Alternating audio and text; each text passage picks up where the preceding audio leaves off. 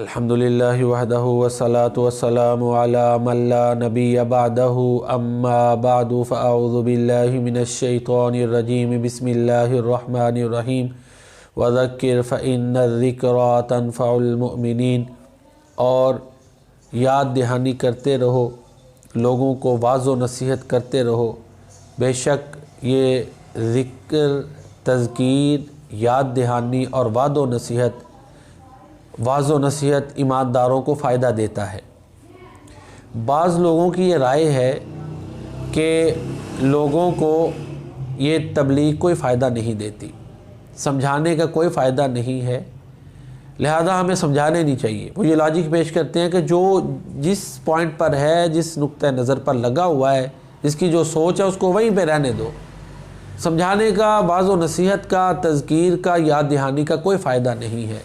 جبکہ سورہ ذاریات سورہ نمبر 51 کی آیت نمبر 55، اس میں اللہ تعالیٰ فرماتے ہیں وَذَكِّرْ فَإِنَّ الذِّكْرَى تَنفَعُ الْمُؤْمِنِينَ، تذکیر کرتے رہو، یاد دہانی کرواتے رہو، اللہ کی یاد کرواؤ، انسانوں کو ان کی اصلیت یاد کرواؤ، ان کی جو پیدائش کا مقصد ہے وہ ان کو یاد کرواؤ، آخرت یاد دلاؤ، کیونکہ اس کا فائدہ یہ ہوتا ہے کہ ایمانداروں کو یہ یاد دہانی، یہ تذکیر نفع دیتی ہے۔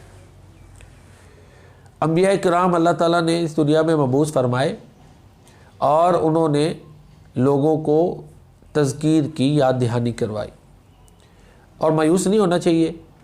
سیدنا نوح علیہ السلام 950 سال تبلیغ کے نتیجہ میں 80 سے کچھ زائد افراد مسلمان ہوئے، تو اگر اس کو ہم اس کا تناسب لیں تو تقریباً 10 سال میں ایک بندہ جو ہے نا اس کا اسلام قبول کرنا وہاں سے واضح ہوتا ہے۔ لیکن وہ مایوس نہیں ہوئے، لوگوں کو دین کی تبلیغ کرتے رہے، تو لہٰذا دعوت دین دیتے رہیں، حق بات لوگوں تک پہنچاتے رہیں، اور پھر یہ امت سب سے افضل امت ہے۔ کیوں افضل امت ہے؟ اللہ تعالیٰ سورہ آل عمران میں فرماتے ہیں کنتم خیر امت اخرجت للناس تأمرون بالمعروف وتنہون عن المنکر، کیونکہ یہ نیکی کا حکم دیتی ہے اور برائی سے روکتی ہے، اس لیے یہ افضل امت ہے۔ پھر اللہ کے نبی کا یہ بھی فرمان ہے بلغوا انی ولو آیا، اگرچہ تمہیں ایک آیت کا ہی پتہ ہو وہ بھی لوگوں تک پہنچاؤ۔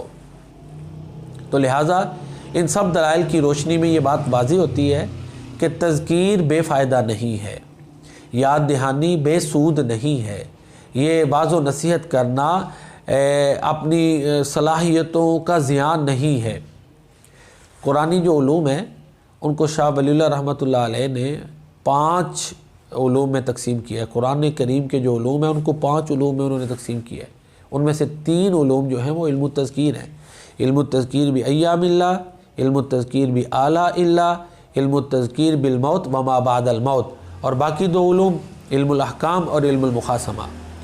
تو 3 علوم میں قرآن کا تعلق تذکیر کے ساتھ ہے، یاد دہانی کے ساتھ ہے، کہ لوگوں کو اللہ کی نعمتیں یاد دلاؤ تاکہ وہ اللہ پر ایمان لائیں اور اس کا شکر ادا کریں، لوگوں کو سابقہ، اقوام سابقہ کے واقعات سناؤ تاکہ ان کو پتہ چلے کہ نیک لوگوں پر اللہ تعالیٰ نے کیا کیا انعامات کیے اور برے لوگ کن کن سزاؤں سے دوچار ہوئے، کن کن عذابوں کا ان کو سامنا کرنا پڑا۔